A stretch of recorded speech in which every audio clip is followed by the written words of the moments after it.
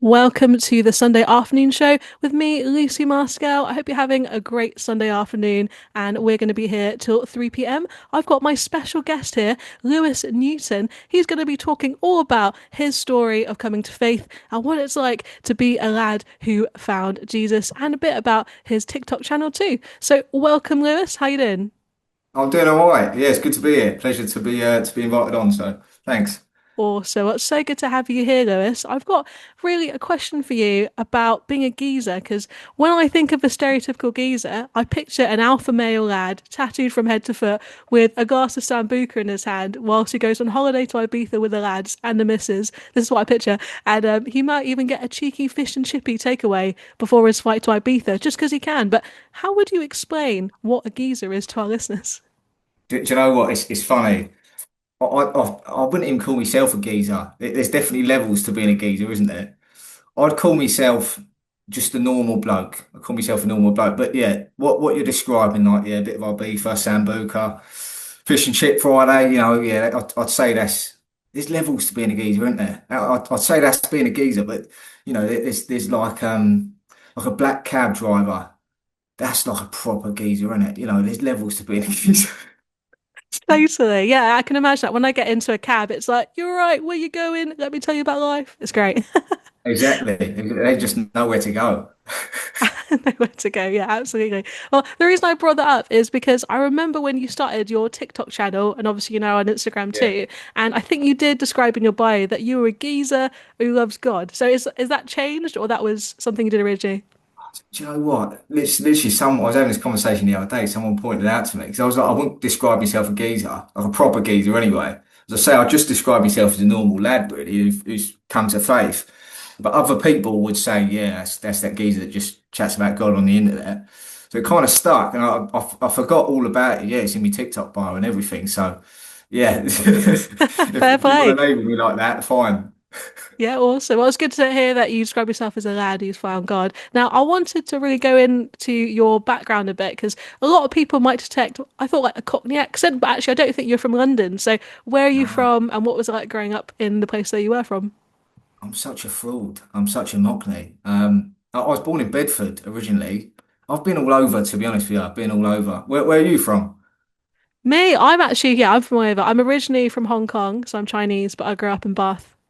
Oh, no way. Bath's lovely. Bath's lovely. Yeah, I've done a few jobs in Bath, but Awesome. it's such a nice little part of the world. But yeah, I've been all over. I feel like my accent's all. I've still got a little bit of Northern twang in me, a bit of Midlands twang. But I was growing. I grew up in the Midlands. Yeah, sort of Bedfordshire, Northamptonshire way. I've lived on the South Coast most of my life. But yeah, we get about, don't we? I But bet. some of my boys are like, you sound more Cockney than we do. I'm trying to lose it, to be honest with you. I'm trying to go places, but Is that just something you picked up, or is it from like your parents or something? it must have, I pick things up.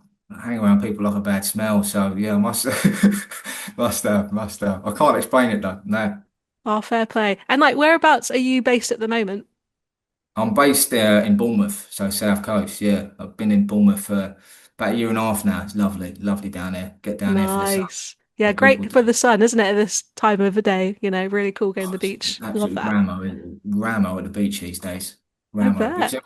All of England comes down here, don't they? They do. Yeah. Everyone's a city and then there's not enough space for being on the beach. But I love it. That's so cool that you're there. So like what was it like growing up around like Bedford, Northampton way? Was that a good thing or what happened? I was excited to leave. I was excited to leave. I left, I want to say about 17, 18, and moved down south. Um, It's quiet. I'd say it's quiet. Yeah. So when I moved to Southampton, and that was the first sort of city. I've been about sort of like Milton Keynes, sort of Bedfordshire, and Northampton town. But like, yeah, being in a city, I was like, wow, like I can get an Uber places. I could never get an Uber like growing up. Or like Deliveroo was all new to me. So mate, I just went mental. I just went absolutely off the rails with things. Um, and then, yeah, a few years down the line, I later sort of reined it in a little bit and found me faith. But yeah, quiet, I'd say, quiet, Quiet and then all that opportunity opened up, you're like, let's go for it. That makes total sense, Lewis. Now, what literally. would your mates to say if they could describe you before you found faith? Like what would they say about you? What would my mates say? Oh, what a wrong'un. I still am. I still am a little bit. Yeah, probably that. Probably. Do you know what? When I got baptized, this is going back sort of 4 or 5 years ago now. One of my mates actually comes to my baptism, and when I got baptized, because I told him obviously, I'm pretty serious about this. I've done RCIA, which is like a year-long course, isn't it, to go get before you get the dunk, as they say. Um, but yeah, he was like, I'm so worried. I thought I'd lost my mate because I thought he was going to change. And it's like, well, I think he was expecting me to sort of become a saint overnight, and it's nothing of the sort. But yeah, probably something along those lines. I was always the one sort of being a bit funny and getting into trouble and having a laugh, really, having a laugh. Having a Yeah, laugh. That makes total sense. So, do you have any people in your life, or did you, growing up, who talked about God, or was it completely new to you when you came to faith? bit of both, bit of both. I would say atheist household. Actually, no, that's a lie. Me old man, my dad, he used to take me down the temple, the Buddhist temple as a kid. So I suppose I had a little bit of Buddhist influence growing up. But yeah, me dad and me mum, they got married in jeans. Like it was a proper casual affair in the temple. I always say like my dad just wanted to save a few quid on the wedding.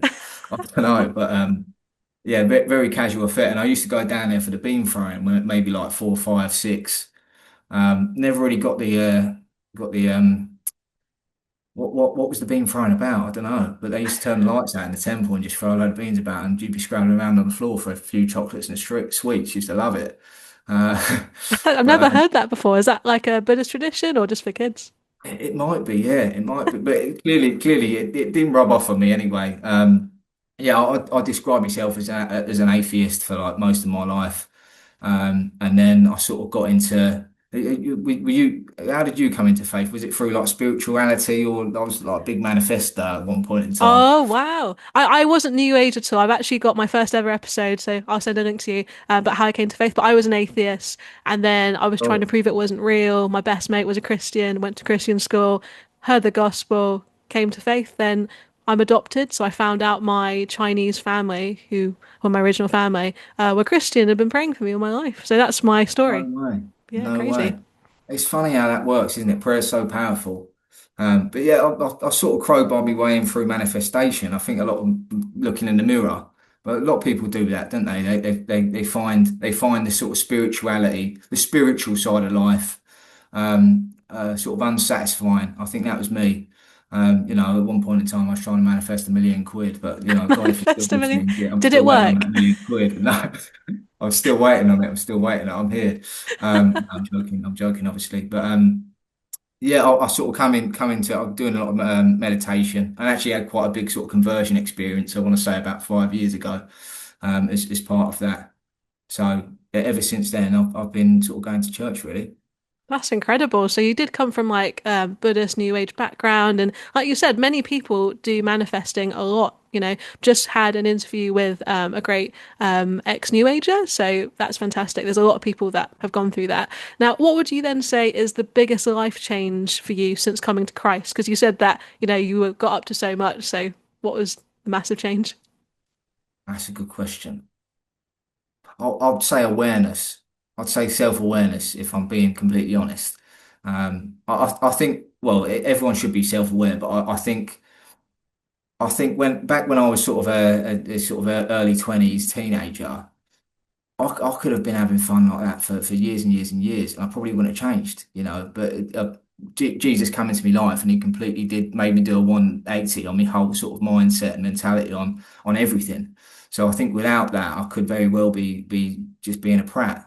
Because yeah, I wouldn't have known. I wouldn't have come to faith unless really I was sort of entertaining questions on sort of meaning and purpose. And without that, where will I be? So, I mean, the self-awareness really, and sort of, I suppose, being less selfish, being more kind and caring to people. That's what Christianity is about. So, yeah, I'd say that. That's always good. It's a gift to know yourself. And I think in your videos that you do on TikTok, you are very reflective. So that does come across. That's awesome. And with that as well, because you talked about a lot about your conversion experience. So would it be right to go into detail? Like, was there a particular turning point or was it like gradual? Yeah, do you know what? We'll go back to the Buddhist element. I was actually reading, so this is going back 5 years ago. I was reading a book on the Dalai Lama. It's called great book called The Wisdom of Compassion. And in this book, basically the Dalai Lama is teaching us how to be happy and how to be grounded, and actually teaching us happiness comes through love and charity and compassion. And I actually ended up I was doing a lot of look in the mirror, and sort of wondered to myself, I don't actually think I'm that compassionate. I couldn't remember a time. It's probably loads, but when you're thinking and you sort of I was meditating on this. Am I compassionate or am I self-centered essentially? And I don't know why, but I was sort of half meditating, half praying, and I ended up praying to God, saying, I want to be a compassionate person. I would like to be more caring. Can you help me with this? And there was three events that happened in quick succession over the course of about a week. Now, alone, isolated incidents, they wouldn't you wouldn't bat an eyelid. First incident, sort of, well, I was outside Lidl. I was doing my food shop. A homeless man comes up to me, and he asked for a bit of change or a bit of food. I ended up giving him a bit of food. Wouldn't think anything of it, but he went, "Oh, thanks, God bless." Okay, right. Anyway, a couple of days go by, and I'm walking to work. It's about 7:30 in the morning, and no one's about. But this old lady is walking past me. She must have been in like the 70s or something. She was quite old, or moving quite slow. And she just stacks it, falls over in front of me, about three feet in front of me, falls flat on her behind, and I ended up helping her up. And she sort of went, oh, thank God you was here, And I thought, oh, that's weird, yeah, okay, because no one else was around at that sort of time in the morning. Walked off to work, didn't think anything of it, and it got to the Saturday. And I was in Salisbury. I was doing a bit of charity shopping. I was in the Salvation. I'd just come out of the Salvation Army, funnily enough. Read into that if you want, but that's a bit of a divine providence. Anyway, I've heard some crying, some screaming up the street, and this bloke, I can see him sort of in the distance, make him out. This bloke's lying on the floor. And no one else is batting an eyelid. Everyone's sort of, when you hear sort of a loud sound, you sort of just look and stare, and you're like, "Who's making that sound? Like making all that Yeah. ruckus?" That's what everyone was doing. Anyway, as I was walking closer. This bloke sort of he had his feet up on this bench, and he's absolutely covered in blood. He's bashed his head. He's cut his lip open. He's in a mess, to be honest with you. And I found myself helping him. I weren't really thinking about it, but and I wouldn't have done that typically. I would have probably been the ones staring and going, "Oh, look at that sort of silly person. He's hurt himself in public." Because you don't want to make a scene, do you? You don't want to sort of draw any attention to yourself sometimes. But I found myself helping this geezer.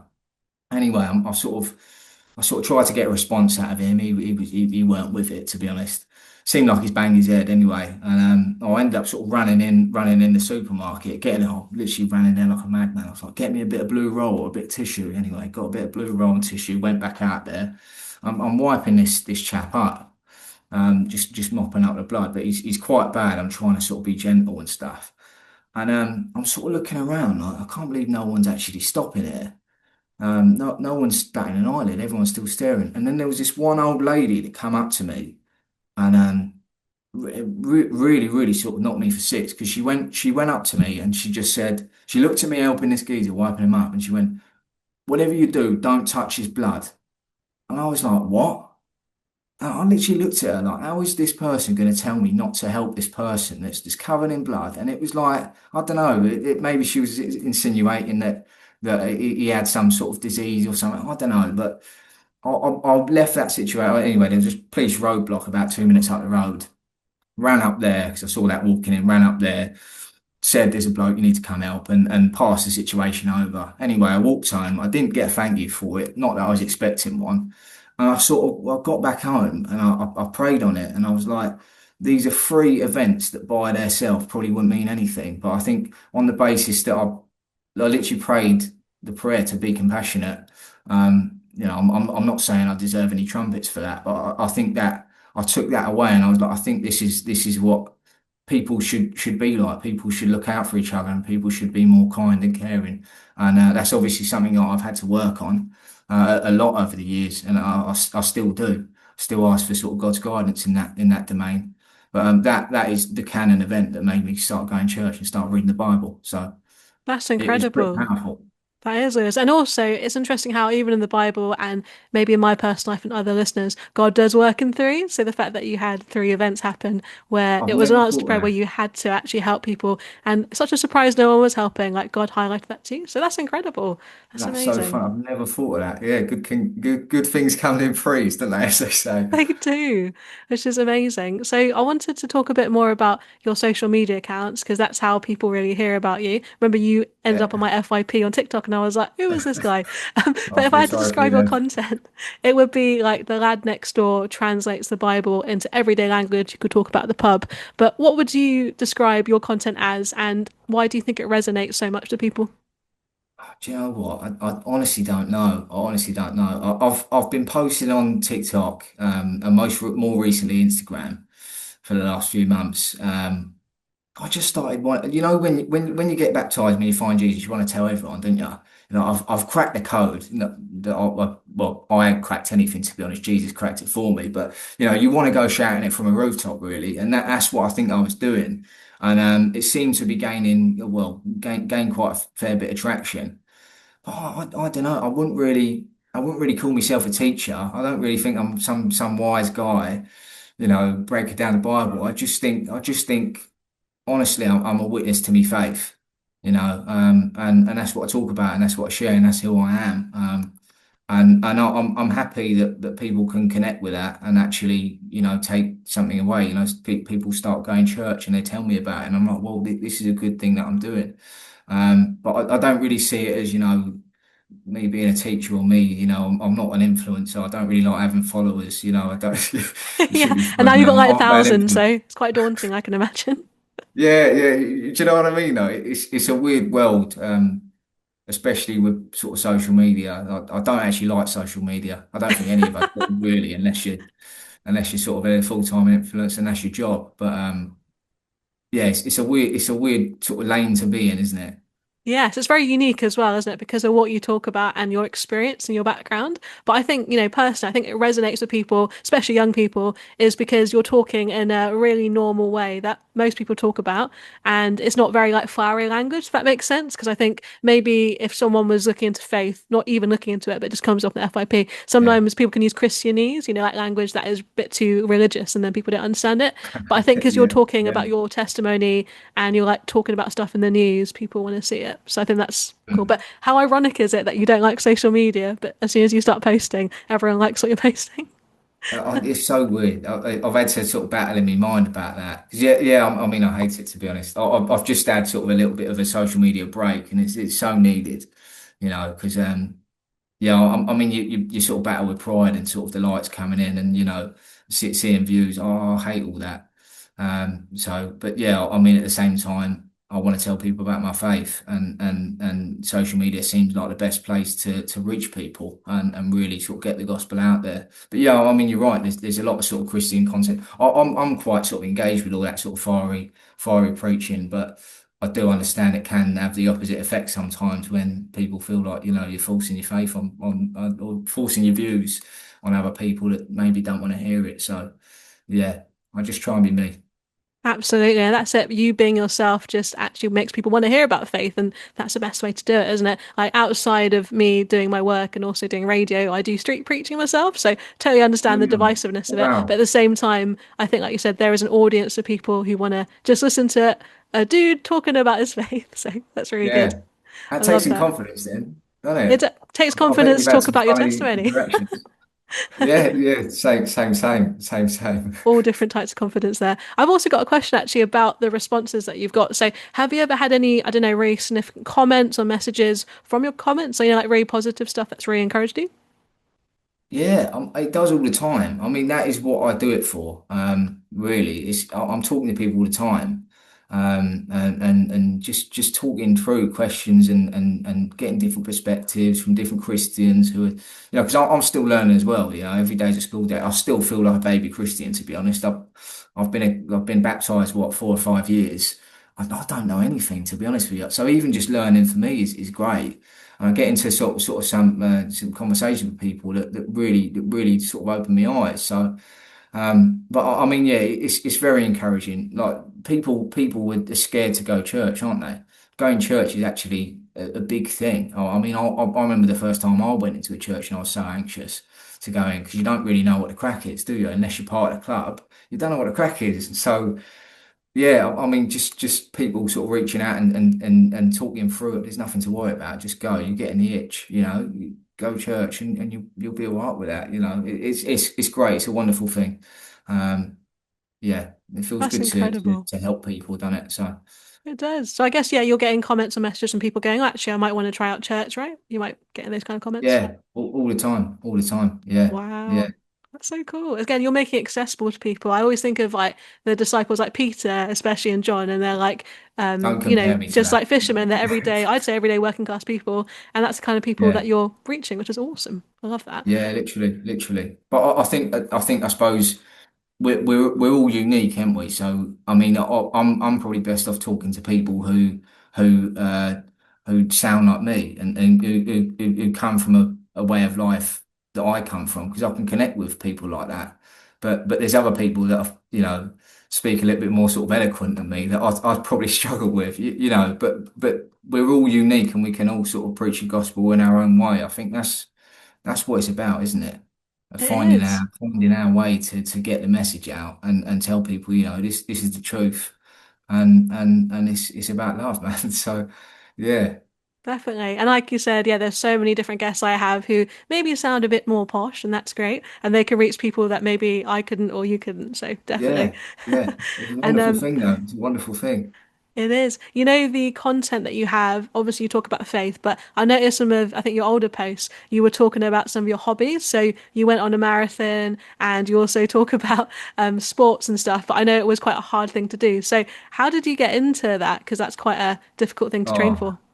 what marathon? Nah, that is the worst thing I've ever Yeah. done. Do you know what? I was on a stag do when we booked that. I was on a stag do. I sat with three of my mates, and so one of them went, should we go and book the Lisbon Marathon? And I don't even think they was expect. Actually, I know they weren't expecting me to say yeah. But they all said like, I'm shocked that you actually signed up to this and paid money to go and do this because they've seen me play football. They know I'm not built to run. I'm just not built to run. It was awful. I busted my knee about 25 clicks in and then sort of walk hobbled the rest. And it took hours, hours. It was horrible. So no, I didn't really train for it too much though. So I'm just not a runner. I'm not a runner. Anyone who does a marathon, kudos to you. Absolute kudos, respect it. But you've got something wrong with you, honestly.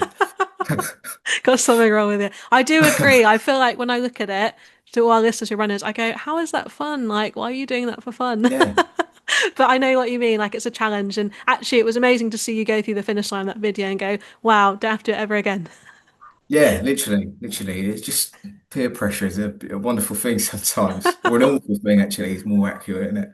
Yeah, positive peer pressure to get fit. I love that. And also, Yeah. one of your funniest TikToks I've seen, I think it was to do like with your girlfriend. So you were talking about the concept of flirt to convert, which is a funny thing in Christianity. But you were talking about how your girlfriend ended up coming to church, even though she didn't have a belief in herself, but she ended up getting baptized. So tell us more about that. And what would you say to a guy or a girl who is potentially looking to date someone maybe who isn't Christian? Like, what would you think about that? That's the age-old question, isn't it? Should Christians get with people who are outside the faith? That's that. I think a lot of people wrestle with that. I've had people message me actually about this topic.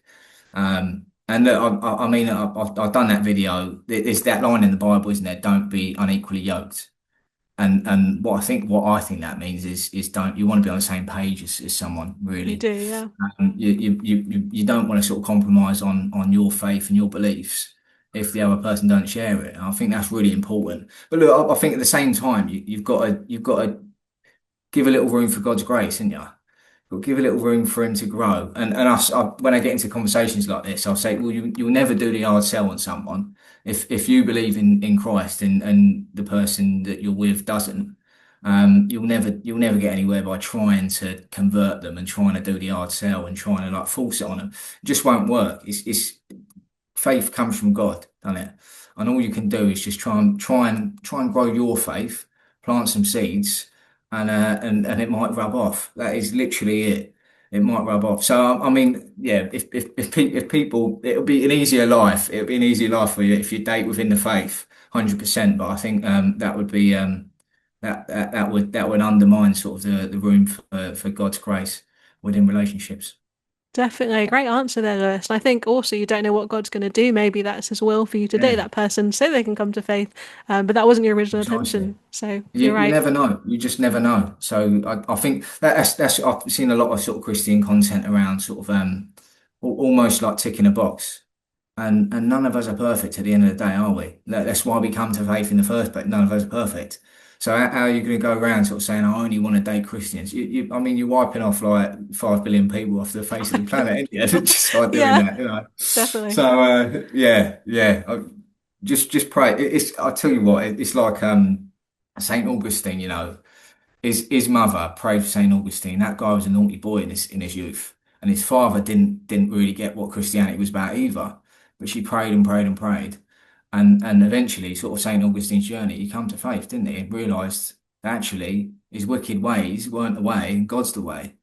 But you know, prayers are powerful. But you know, if you are Saint Augustine's mum, will my son ever come to faith? You know, she probably doubted, and she was. You know, she was very upset the fact that he wasn't a Christian for most of his sort of young life. But that's God's grace, isn't it? It It can is. change That's things. such a great example as well with early church history because Augustine, he became bishop of what was it, like Africa or North Africa, and I'm sorry, Mm. Carthage, I think. And then he was actually a massive playboy back in the day. I Yeah, think he said yeah, something like, God, make me chaste, but not yet, which I yeah. thought was Not yet. I love such a it, funny man. I prayer, but love it's very relatable. So that was that. hilarious. So yeah, Yeah, good such a good example. part. Yeah. Definitely. And we were talking about that actually. Is there any particular subject you want to talk about on your channel but haven't yet at all? Or have you talked about everything you want to talk about?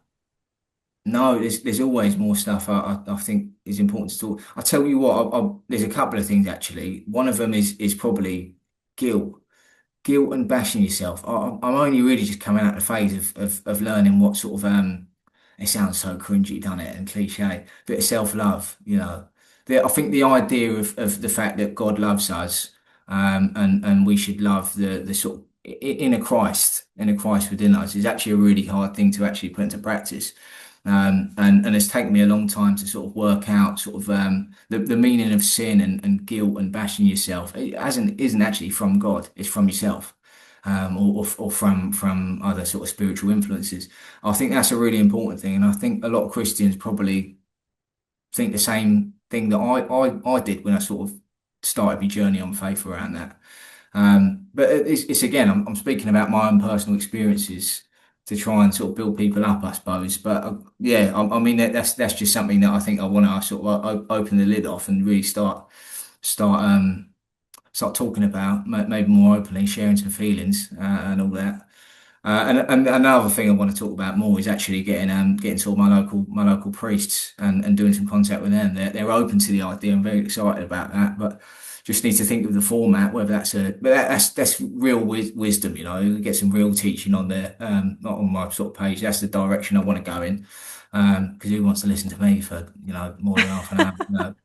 But that's it. So get involved, I think would be amazing. But I mean, my content, I'm lying in bed half the time just chatting on my phone. So I need to think some more professional ways of doing a bit of content delivery. But yeah, I mean, that's where I want to take it really. That makes sense. And also, you don't have to have huge production level of what you do, hence why TikTok is like really down to earth. But I think those topics are really relevant. Like talking to like your priest or the other clergy that you know, people will go, wow, this person, I can approach them. Because I think often, especially younger people might think, oh, those are religious people. I used to think that too. Like they're a bit too holy for me. But you can show that priests are just everyday Yeah, people that love God too. And also about they guilt, I literally think are. that's such a big thing, guilt and shame actually, because the things that we've done in our lives or who we're ashamed of who we are. And like you said, that's not from God because God actually made us Mm, in his image, right? So for you, just to mm. go into that, if that's okay, got a bit of a preview for people. Did you Right. do anything in your life beforehand that you regretted? I mean, you don't have to go deep into it if it's too personal, but that you had to work through guilt Loads. about? Loads, yeah, yeah. Without going too to boot, yeah, loads. I'll leave it at that. But I mean, we've all got things that I think we sort of look on and think that wasn't the best thing to do, or I didn't act with the most sort of I don't know. Yeah, we all sort of look on things and wish we could change things. But I mean that process is about forgiveness, isn't it? It's not just forgiving sort of other people and sort of pains and struggles. It's also forgiving who we were before Christ. And also, the journey of sort of battling with sins and temptations, I still struggle with so many different things that I bash myself on. And actually, it's not the point to keep bashing myself, because the point is to focus on Christ, I think, and focus on Christ and what his life, what we can sort of copy in a way.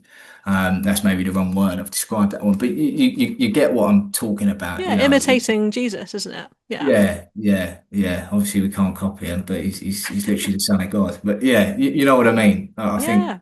that's a journey of healing in a way.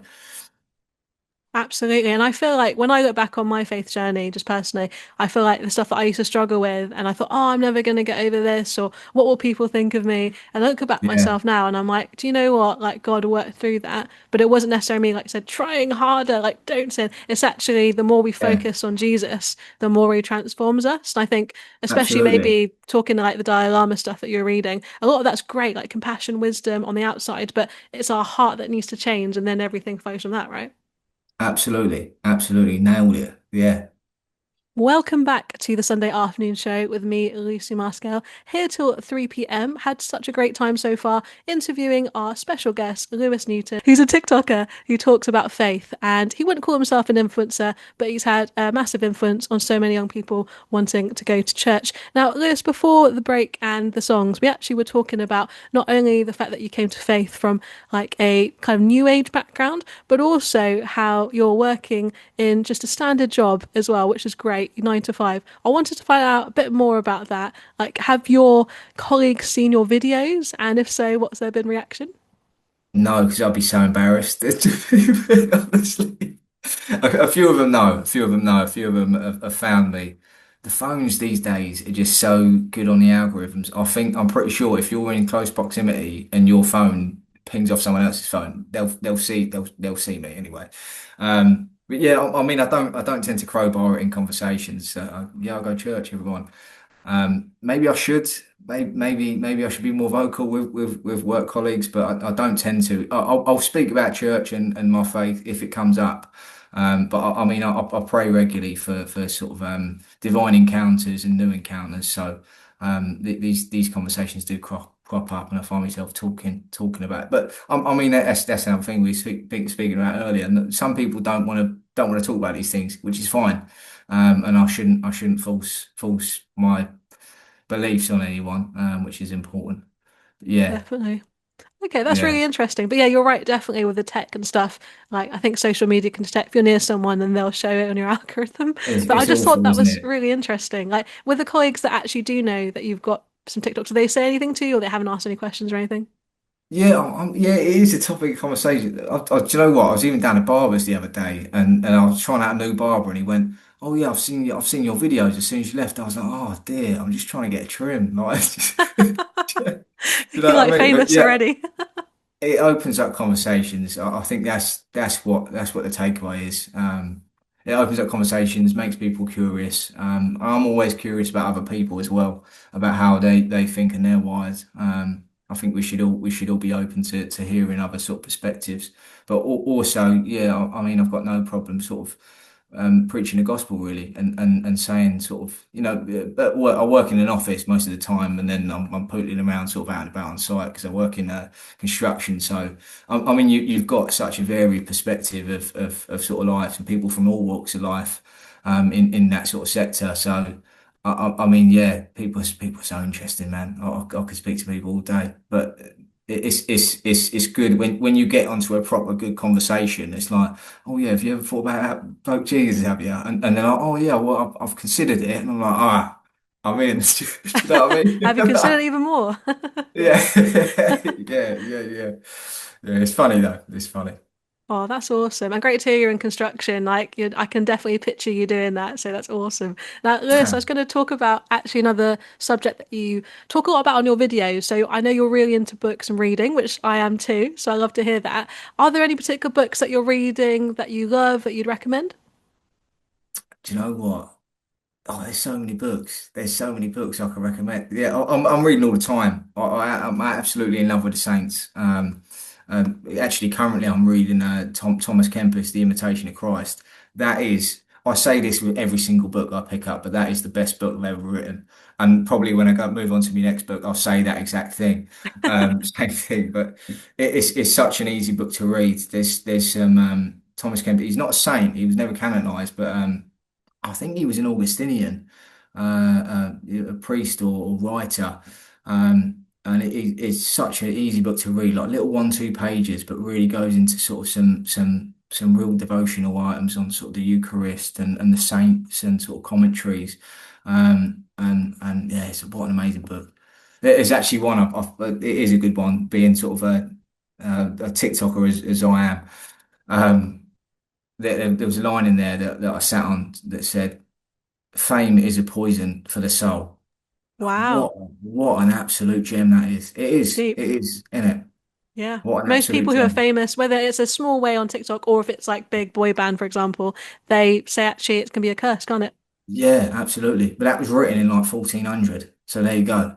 There you go. Timeless truth, you know. And I've read that Timeless. book probably about 5 years ago, ages ago now, Oh, but no I way. remember it was so profound. It spoke to my soul as well. And the fact that that timeless truth speaks to anyone at any time. So, wow, Yeah, that's yeah. so cool. You can really tell though, can't you? A lot of these sort of writers, just in the age they're writing, you can really sort of see sort of the philosophic influences sometimes with the Greeks, and these sort of ancient writers that we're probably more familiar with than we are sort of Christian writers. Yeah, definitely. But yeah, it's just so fascinating, so fascinating. So much we can learn from these sort of ancient books. Awesome. Thanks for the book recommendations. We actually have a show on Connect Radio where people talk about their favorite authors and their Christian books too. So, really good to know about that. And I was going Oh, to nice. also talk about the listeners at the moment. So, we've got people from all walks of life, people with faith, people with none. What would you say, firstly, to people maybe who are Christian, they're on the fence about maybe talking about their faith and being so public about it? But what would you do to encourage them? Oh, that's a good question. What are you afraid of? What are you afraid of? That would be my question to people on that fence. Yeah, I mean, we're all sort of scared of judgment, aren't we? But really, when we look to Christ, he weren't scared of judgment, was he? And we're trying to get there. We're trying to be as close to Christ as we can. And Christ says, go out and tell people. So what are you afraid of? I think it's a big thing, obviously, sharing your faith, and it's important to people, and people have to be ready to do that, I think. But yeah, I mean, people aren't going to know unless you give a space for the Holy Spirit to sort of work in, and sometimes that starts with a conversation, doesn't it? So It does. whatever What a that looks challenging like. question. I bet that's true. Like, what are you afraid of? I think faith is so personal to other people, but you never know the impact you can make, right? So that's an awesome Yeah, encouragement. absolutely. So, Lewis, my final question for you is, what would you say to someone listening at the moment to your interview and your amazing life story that they're also not sure about faith because maybe they're a bit of a lad and they've done stuff that they're not proud of? What would you say to them? I would say really sit on what you want out of your life. Because before you ever sort of consider religion or faith, you have to sort of consider your place in the world, don't you? And if you're unaware of Christ, even being a picture of being a part of that, you need to really ask yourself where do you see your life going? What's your purpose, and what are you doing? Are we just living for the weekend, having a pint and having a laugh? Which is fun, but what's the point? What's the point? And really sit on that. And I think it's so good to explore all religions, every faith. I think the beautiful thing about Christianity and the resurrection is that we're asked to resurrect. We're asked to investigate that truth claim. Did Jesus, was he real? And did he really come back from the dead? And was he the Son of God as he said he was? And we're asked to investigate that. So do it. Do it. Love it. Thank you so much, Lewis. It's been great having you, and all the best with the new videos that you're going to be filming with your priest and the awesome topics you're going to talk about. Thanks so much. It's been amazing. Thank you. Awesome. Thank you.